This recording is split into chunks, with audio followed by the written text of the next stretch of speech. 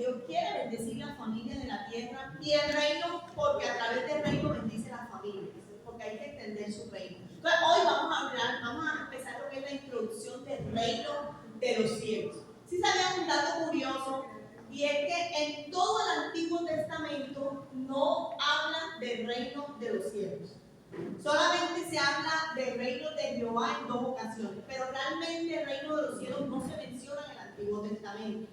Sin embargo, una vez empieza el libro de Mateo con Juan el Bautista, dice que él empezó a predicar el reino de los cielos y decía: arrepentíos y convertíos y bautícense, porque ha llegado o se ha acercado el reino de los cielos. Entonces yo creo que sería un tema interesante, porque después que Juan empezó a predicar eso, al parecer, como lo vamos a ver, Jesucristo, el mensaje central también de él, fíjense que no fue la iglesia, no fue la congregación, el mensaje central de Jesucristo fue el reino de los cielos. Entonces vamos a entrar un poco sobre lo que significa el reino de los cielos y vamos a aprender, porque vamos a llevar una serie sobre este tema. Yo les hago una pregunta. ¿Qué creen ustedes que es el reino de los cielos? A ver, ¿quién quiere compartir? El reino de los cielos. ¿Qué se les ocurre? Paraíso. Un paraíso, ¿verdad? Sí, tiene que ver con eso. ¿Qué más? La palabra lo dice. Cuando habla de reino, habla de un reinado. Para ser un rey, tiene que haber un rey, tiene que haber territorio. Lo interesante es que el reino de los cielos no se refiere a una tierra específica o a un terreno físico, sino que el terreno por el que se pelea en este reinado es tu corazón. Antiguamente las guerras se daban por tierra. ¿Cuántos saben que la mayoría de las guerras eran por tierra? Unas veces con mujeres, pero la mayoría eran por tierra. Y sigue pasando con mujeres, ¿verdad? Y también por tierra. Y también por tierra. Entonces, en este momento, a partir de Juan el Bautista y Jesús, también las guerras se dan por tierra, por terreno, pero esta vez el terreno es el corazón. Entonces, fíjense lo que dice la Escritura. Vamos a hacer un breve paseo por los primeros 7 capítulos de Mateo. Vamos a buscar el libro de Mateo. Y es interesante cómo vamos a mirar en los 7 primeros capítulos algo que he titulado hoy La vida del reino. Cómo Jesús, todo lo que vivió, nosotros lo vamos a vivir o lo estamos viviendo, porque tiene que ver con la vida del reino. Ahora, en el capítulo 1 de Mateo, usted empieza, no voy a leer textos específicos porque son muy largos, pero usted ve en el libro de Mateo,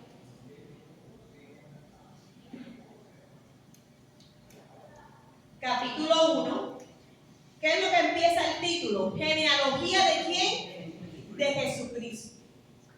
Y cuando yo le recomiendo a alguien que me pregunta ¿por dónde puedo empezar a leer las Escrituras? Uno por lo general me dice, empiece por el libro de los Evangelios. Puede ser Juan, puede ser Mateo.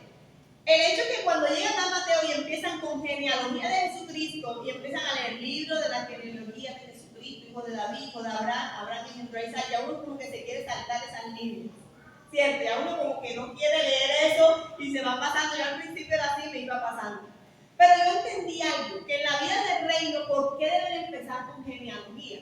Porque la genealogía da identidad. Diga conmigo, identidad. La Biblia dice en Juan, no se me vaya de Mateo, yo les voy a leer el libro de Juan. Juan 1, 11, 12 y 13. Dice la Biblia, a los suyos vino y los suyos no le recibieron. Mas a todos los que le recibieron, a los que creen en su nombre, les dio potestad de ser hechos hijos de Dios. Otra curiosidad, desde Génesis hasta Malaquías, nadie era llamado hijo de Dios. ¿Sí habían analizado eso? De pronto unos eran llamados el amado de Dios, el profeta de Dios, el ungido, el pueblo de Dios, el ungido de Dios, pero ninguno era llamado hijo de Dios. Pero en el reino de los cielos que vino a predicar Jesucristo, lo primero que él hizo fue darte identidad. Y ya no solo eres pueblo, sino que eres hijo. ¿Sí me van a entender? Y la diferencia es abismal. Una cosa es ser pueblo y otra cosa es ser hijo. Yo puedo ser una ciudadana colombiana y tengo derechos, privilegios y también tengo deberes. Pero cuando yo digo yo soy la hija del presidente de Colombia, eso te da identidad y te da posición. Entonces, en el reino de los cielos ya no solamente tenemos una ciudadanía celestial, sino que Dios te está diciendo, ahora en adelante, si tú crees en mí, tú serás mi hijo. ¿Cuánto dicen gloria a Dios? Gloria a Dios. Ahora, no todos, voy a aclarar, hago un paréntesis, no todos somos hijos de Dios. ¿Sí sabía eso? Pues yo sé que hay gente que todavía piensa que si yo creo en Dios, yo soy hijo de Dios. Pues no. Vamos a leer ese texto que les acabo de recitar, pero en otra versión para que lo entiendan. En Juan 1, cuando yo leí esto en la versión NTV, yo me sorprendí. Yo dije, wow, Dios ahora en el reino me da la posición y la identidad de hijo. Ahora yo puedo decir, yo soy hija de Dios. Y eso a mí me da posición y me da identidad. Y puedo llamar a Dios como mi Padre. ¿Por qué? Porque si usted habla como Dios, yo soy el pueblo de Dios, usted ve a Dios como ese ser soberano, ese rey, ese reino, de pronto hasta lo ve un poco lejos, pero cuando ya usted dice que yo soy hijo de Dios, eso te da una cercanía y una relación de padre e hijo. Y yo ahora puedo entrar con libertad a hablar con mi padre. Yo no sé ustedes, pero por lo menos yo no tuve problemas con mi papá. Y yo no tengo problemas en acceder a él, en sentarme, tomo las cosas de él como si fueran mías, porque es mi padre. Pero cuando es Dios, uno a veces se mantiene como a cierta distancia. No sé si me hago entender. Dios es Dios y es soberano, pero Él más que verse lejos, sentado en el trono, Él quiere tener una relación contigo de padre. Y a veces nosotros desconocemos que Dios es nuestro Padre.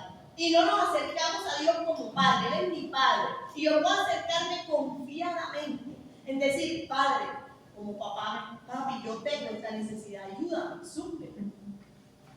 ¿Me hago entender? Amén. Y el problema de muchos colombianos es que hemos carecido, y digo hemos por protocolo, porque yo no lo he vivido, pero hemos carecido de un buen padre. Y como no tenemos una buena relación con nuestro Padre, nos dificulta entender la relación con nuestro Padre Celestial. Y no entendemos que tenemos acceso libre a entrar, a hablar con nuestro papá. Y tener esa relación de cercanía y decirle, Padre, yo te necesito, yo necesito que me ayude, yo necesito, mira este problema, mira esta dificultad que tengo, mira estas luchas internas que tengo, y hablar con completa libertad y sinceridad. A veces no lo hacemos, porque creemos que si confesamos los pecados a Dios, Dios enseguida está para buscarte y decirte, sí, pecador, vete para el infierno. Eso no es Dios. De pronto algunas personas cristianas sí sean así, pero Dios no es así. Dios quiere tener una relación contigo como Padre. ¿Cuántos quieren experimentar eso? Amén. ¿Saben lo bonito que es experimentar el abrazo del Padre? Amén. Eso es precioso. Literalmente, nosotros hemos ministrado personas jóvenes, en su mayoría, porque la mayoría de los papás colombianos son muy abandonadores, son muy dejados, la mayoría. Y hemos ministrado a muchos jóvenes y ellos mismos sienten y dicen, yo he experimentado el abrazo del Padre, y esa ausencia de papá la llena Dios como Padre. Miren lo que dice Juan 1, 11, 12 y 13 en la versión NTV.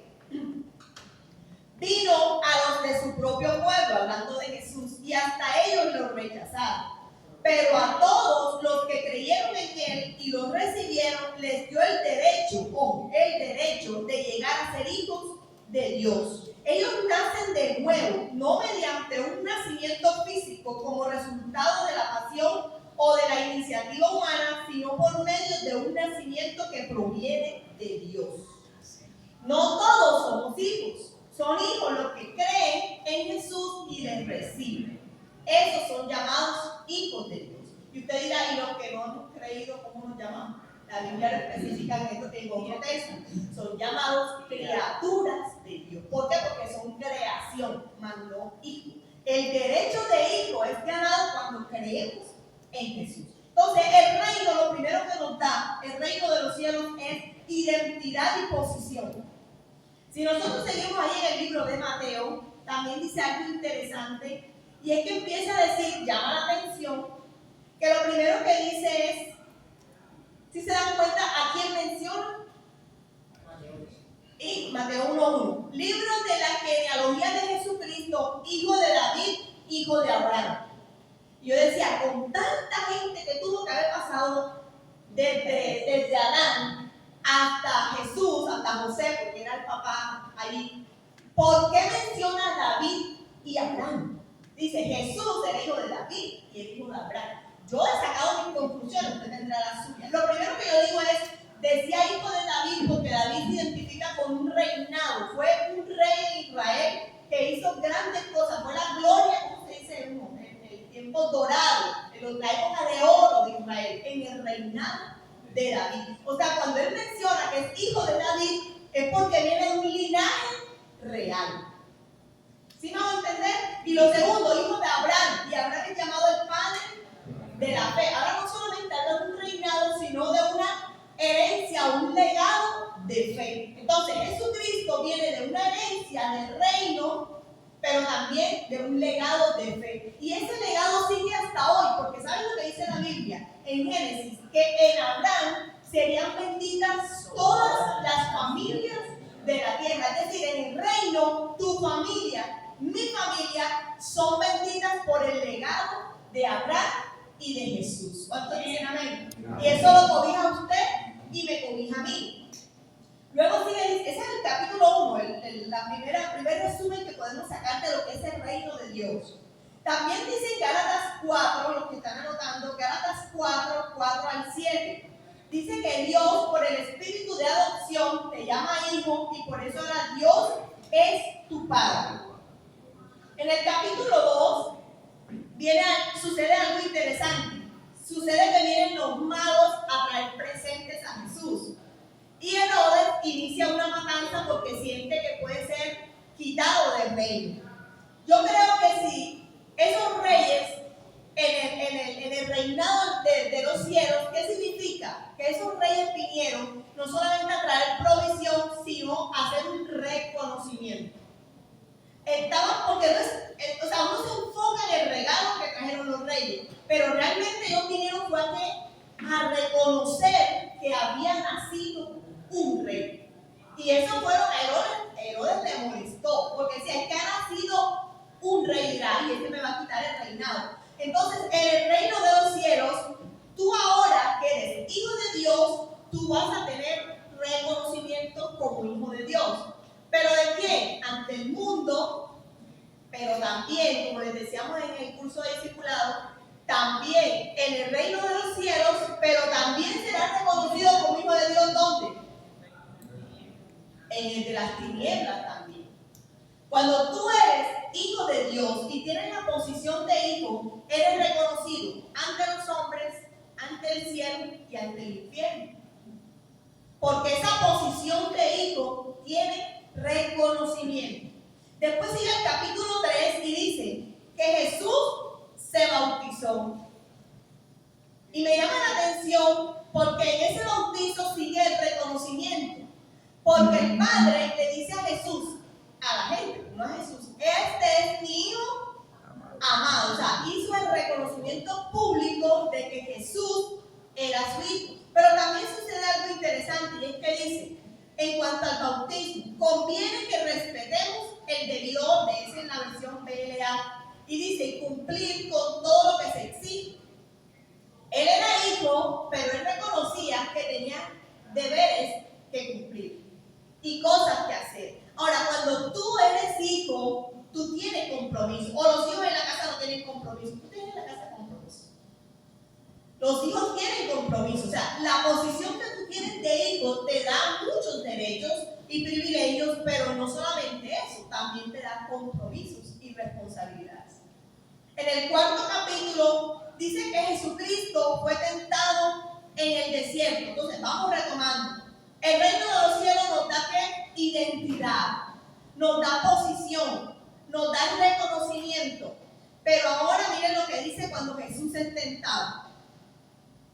Primero, fue tentado por el hambre. Recuerden que él estaba en ayuno y dice que tenía hambre y el diablo le dijo, si tienes hambre, di que estas piedras se conviertan en pan. De pronto usted como hijo va a pasar necesidades materiales, ¿sabe? Quizás como hijo usted tenga alguna escasez, porque en algún momento podemos pasar por ellos, pero eso no quiere decir que usted deje de ser hijo.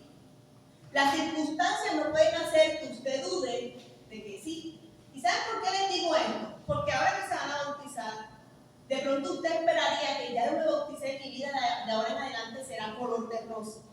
No me va a suceder nada, voy a caminar sobre nubes y van a haber pétalos en el piso. La vida cristiana no es eso. La Biblia dice que en el mundo tendréis aflicción. Los va a tener tanto el cristiano como el que no es cristiano. Pero la diferencia es que si eres cristiano, tienes la confianza en que Cristo ha vencido al mundo. Es nuestro ayudador.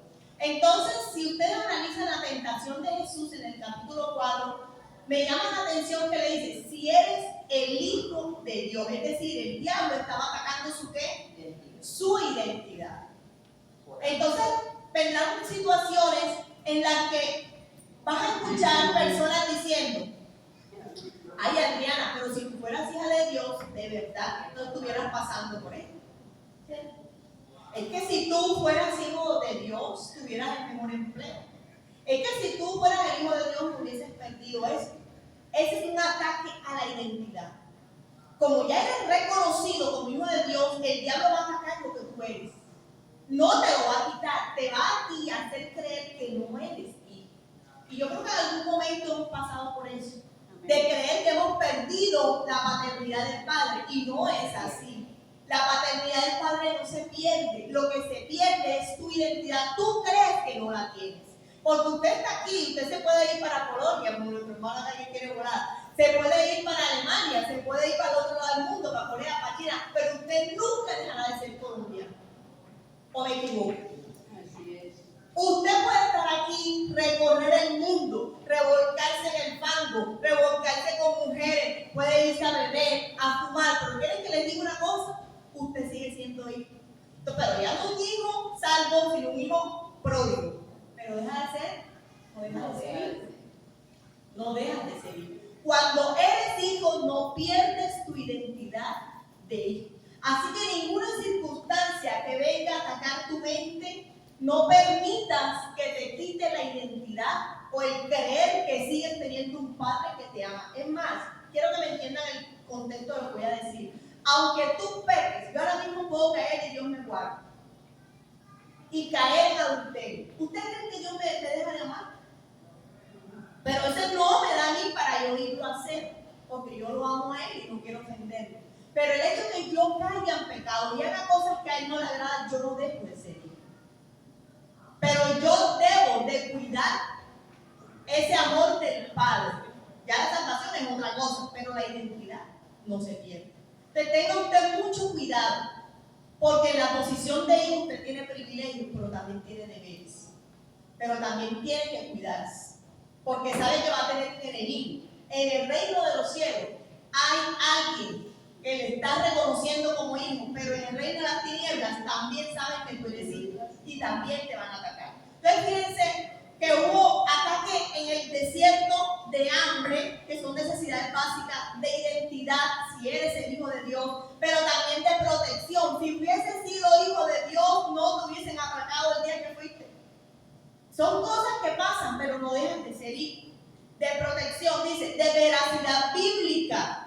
Vienen ataques en los que usted no cree o duda de la palabra de lo que Dios le ha dado. Porque fíjense que ahí dice la Biblia, le dice el mismo, ese diablo es liso, le dice al mismo Jesús, la Biblia no dice que esos ángeles, Él los mandará para que no te pase nada. Le está sacando la misma escritura. ¿Sí ven? Pero Jesús no dudó de la veracidad de lo que decía la escritura. Él no dudó, Él dijo, yo sé lo que dice la escritura. Yo sé lo que dice el Padre de mí y yo sé quién soy en Dios. Por eso Él no cae en la tentación. Si está viendo que las tentaciones de ahora de pronto no son, en este caso de hijos, que el adulterio, que la fornicación, que el pecado, son cosas que el diablo te quiere quitar, que van más allá que tu identidad de hijo, el creer en las escrituras, el creer en que Dios es tu Padre, porque te quita eso y te destruye. y tú crees que quedas desprotegido. Entonces, fíjense, le atacó las necesidades básicas, la identidad, la protección, la veracidad bíblica, pero también le propuso gloria. Ustedes no saben que una de las cosas por las que más están cayendo muchos cristianos es por ese puntito. Aman más las cosas del mundo que las cosas de Dios. Y el diablo te propondrá cosas para que ganes de una manera ilegal o indebida, o que te desvíen tras esas cosas y abandones el propósito. Pero usted y yo no vamos a caer, cuando dicen gloria a Dios. No vamos a caer, vamos a estar allí. En el versículo 8 y 9 del capítulo 4 habla y dice: mira, toda esta gloria que pertenece es tuya si me aceptas, si me adoras. Yo no ando tras la gloria de los hombres, yo ando tras la gloria de Dios. ¿Cuántos andan detrás de la gloria de Dios? Amén. Y quieren que les diga algo, es imposible, y eso se lo digo, la señora Luz que tiene siempre dice 52 años en el Evangelio, y ella tiene que corroborar eso. Es imposible que usted camine con Dios y no sea bendecido. En una proporción unos más que otros, porque algunos no sabemos manejar mucha riqueza, y Dios te mantiene ahí del pan, pero usted ama a Dios, empieza a caminar con Dios y la vida de la gente le cambia. Amén. La vida de la gente le cambia, o sea, eso es imposible que se cambie. Dios empieza a ver, el problema es que se desvía. Y aman más entonces lo que Dios les da que a Dios. Y por eso Dios los mantiene ahí, por esa situación. Pero esa tentación va a venir. En el reino, la tentación de la gloria, de los yates, de las casas, de volverte mula, todas esas tentaciones vienen. O uno se engaña, ¿sabes, pastor? Yo trabajé en una universidad privada. Y ahí por lo general, hay gente becada, pero por lo general hay muchos jóvenes con dinero. Llegaban con mejores carros que el mío. Y eran de ellos, no de los papás. Y yo escuchaba conversaciones en los pasillos, que a veces hasta venden la pena, de peladitas, de jovencitas universitarias, comentando que se acostaban con otros, porque el papá no le quiso, ella tiene el iPhone 14 y ella quería el 15.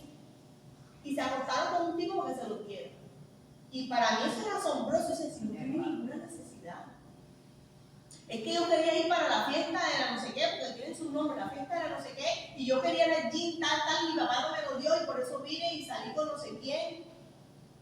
Yo me quedaba, wow, por la gloria, por las cosas materiales, sin necesidad.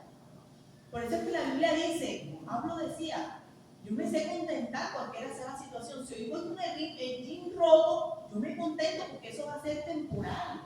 ¿Dicen amén? Amén. De pronto hoy tengo el Moto G, así decía un amigo de estos días, decía, yo andaba con un Moto G y ahora ustedes me ven el iPhone y pensarán que este iPhone yo lo compré y me lo regalaron. Ahora, estoy dando la publicidad al iPhone, no voy a dar ninguna publicidad, pero es como que veo muchos jóvenes aquí. Y así como ustedes me pueden ver hoy con unos zapatos de 30, mañana me pueden ver con unos de 800, 900, Dios lo hace, pero tu corazón no debe cambiar. Miren, yo conozco gente que caminaba del centro a la iglesia a pie, vivía en el centro, otros lejos, y hoy los ven en camioneta. Nosotros conocimos un joven que iba mucho a la casa, porque él decía, siempre voy de la mala y me da comida, que pasaba mucha hambre. Y hoy tiene un renombre en un pueblo y gana muchísimo dinero. O sea, las cosas cambian de un momento a otro y ese hombre era fiel en lo poco y Dios lo llevó a lo mucho y hoy tiene una familia hermosa. ¿Por qué vamos a tomar atajos? ¿Por qué nos vamos a desviar tras eso si eso va viniendo por añadidura? Por eso estamos hablando del reino. ¿Saben por qué? Porque en el reino una de las normas es tú buscas primero Dios. Pero ¿qué cosas se te van a añadir? ¿Qué cosa? Dice, y las demás cosas serán añadidas. O sea, llega un momento en el que tú empiezas a caminar con el Señor y tu prioridad es Dios, y amas a Dios, y sirves a Dios, y cuando menos te das cuenta estás en la universidad, cuando menos te das cuenta tienes mejores ropas, cuando menos... Y a veces la gente ese proceso lo pasa tan rápido que ni ellos mismos analizan que Dios que lo está bendiciendo. Yo conozco un joven que era nada, o sea, era nada, se estaba muriendo, problemas del corazón, vendía minutos, hacía una cosa, y empezó a caminar con Dios preocupado porque se iba a morir. Por eso es que estaba caminando con Dios.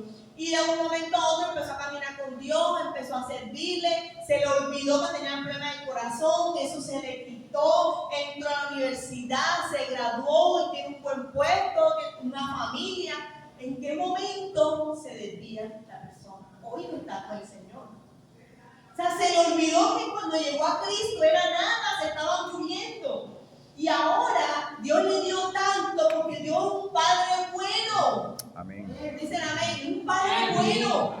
¿En qué momento nos desviamos? ¿Ustedes creen que esa situación de pronto de que se vienen a pie va a ser todo el tiempo?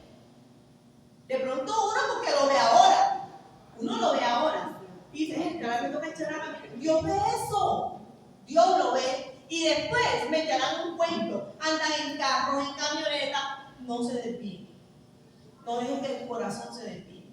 Porque eso lo hemos vivido y lo hemos visto. Por lo menos yo me bauticé en el 2004.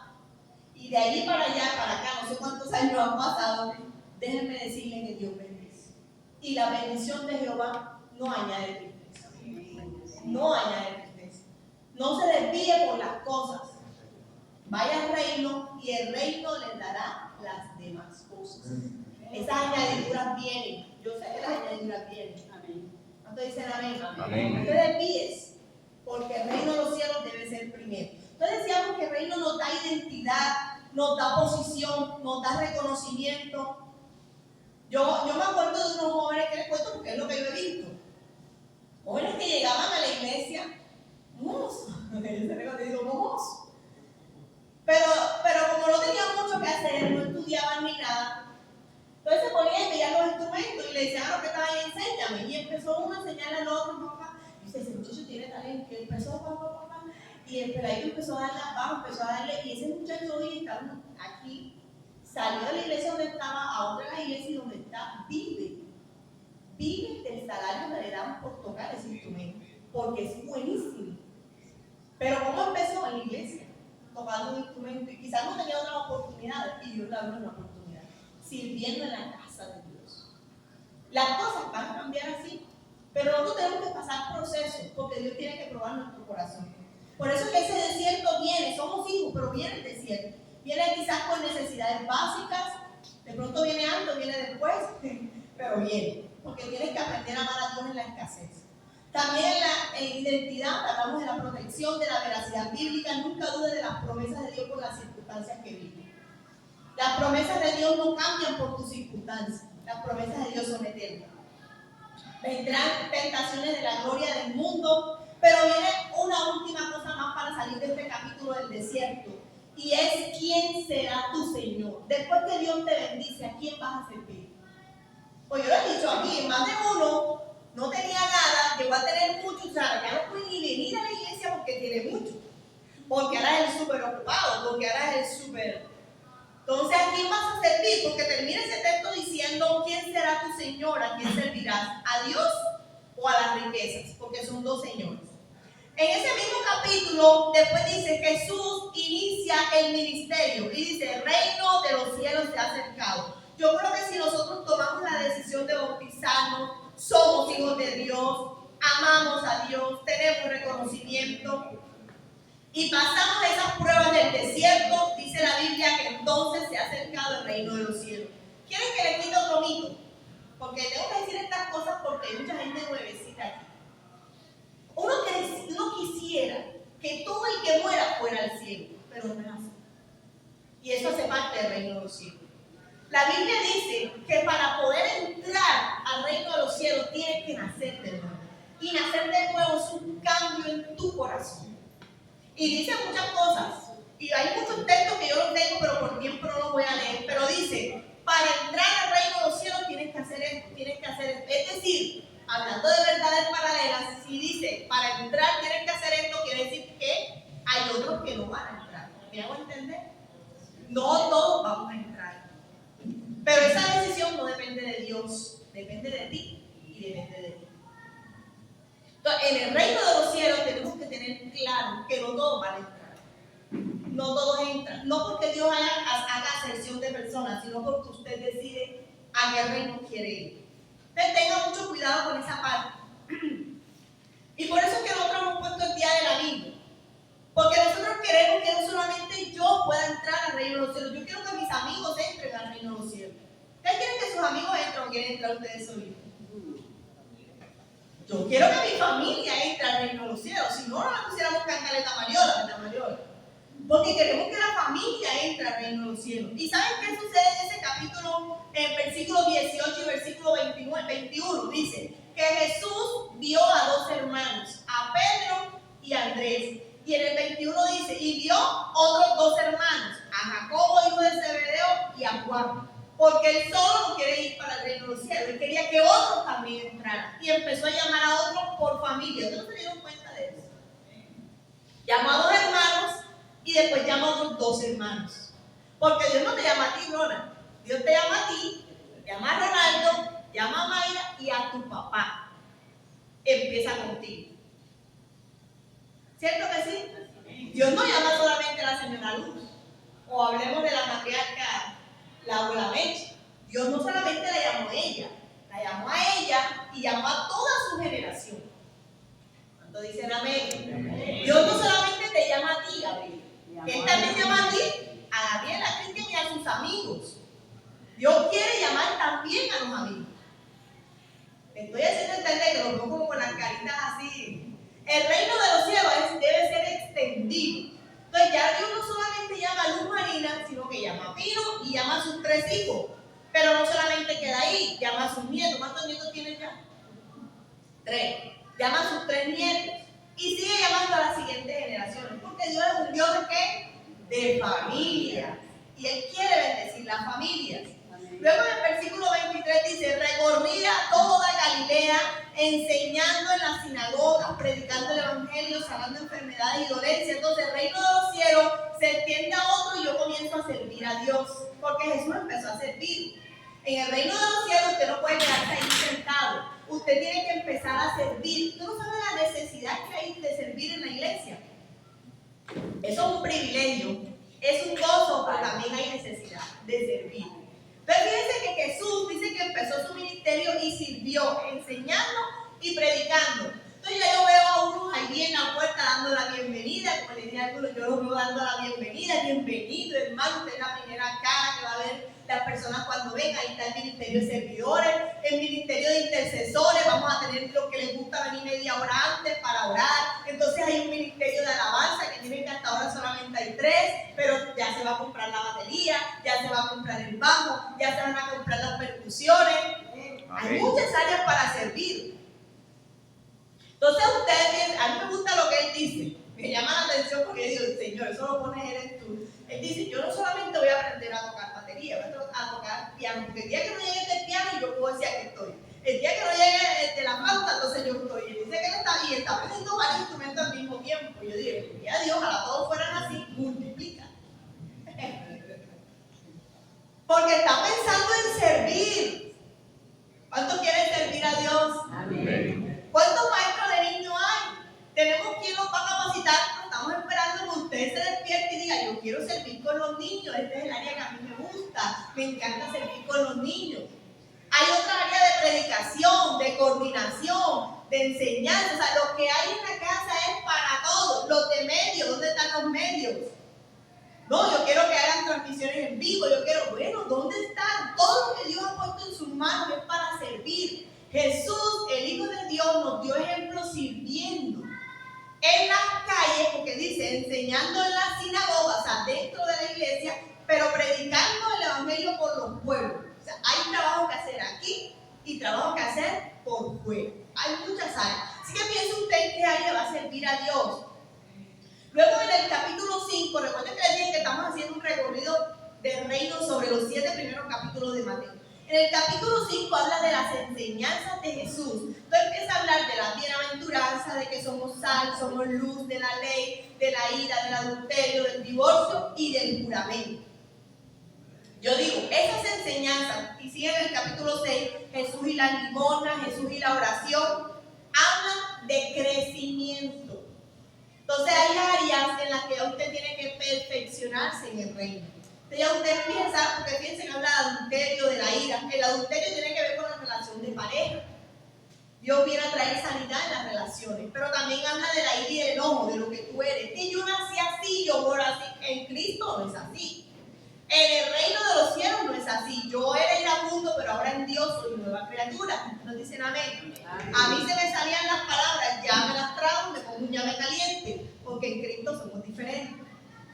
Entonces en el capítulo 5 nos enseña en el reino de los cielos que tenemos que crecer. Diga conmigo, crecer. Físicamente ya muchos aquí no van a crecer más. O sea, esa esperanza pierde. Aquí hablamos de un crecimiento espiritual. Ahora, aquí dirá la doctora, si nosotros no crecemos, se convierte en una enfermedad que se llama ¿cómo? El enanismo. Y eso en el evangelio también se ve.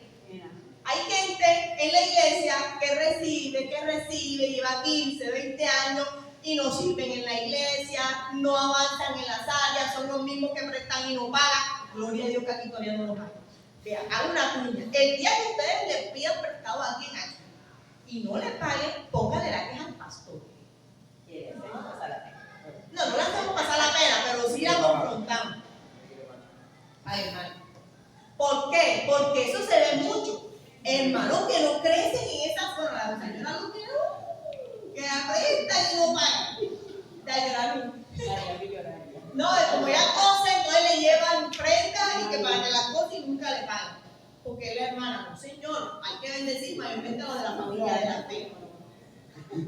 No, ya la está diciendo que ella pagó el libro. Ella pagó. No diciendo nada. Entonces, que le caiga un antes. Mis amados, diga conmigo, tengo que crecer. Tengo que crecer. Por eso es que Jesús dio esa lista de enseñanzas. Tiene que crecer. Tiene que crecer. Si usted antes, la Biblia lo dice, la nueva vida, si usted antes untaba, dice, si usted untaba, ahora trabaje, pero dice, no solamente para sus necesidades, sino para ayudar también a otros. Ya no sea tacaño, esa tacañería, todo de balín. En el Señor se rompe, amén. Amén. Ay, Dios mío, no dieron amén. El Dios me voy a repartir unos bonos para quitarle esa tacañería. Ahora somos generosos con el que tiene necesidad. Ahora somos generosos con el que padece hambre, con el que tiene problemas. O sea, tenemos que crecer. Cada quien identifica áreas en las que tiene que crecer. De pronto uno dirá, bueno, yo soy flojo en la oración, yo tengo que orar más. Yo reconozco que yo oro 5 minutos, yo tengo que crecer en la oración. Amén. Hay que crecer. Usted dirá, bueno, yo tengo que crecer en el área, qué sé yo, familiar. Yo tengo que crecer en el área de evangelismo. Por lo menos yo recuerdo que hace muchos años, yo decía, yo tengo que crecer en perder la pena para predicar.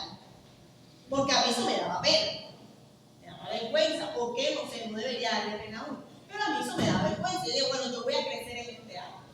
Yo convidé a unas 2 más y le digo, bueno, vamos a ayunar en la mañana y a mediodía nos montamos en una buceta y compartimos el evangelio. Y que se nos quite ya si con eso lo hacemos, se nos quita para siempre.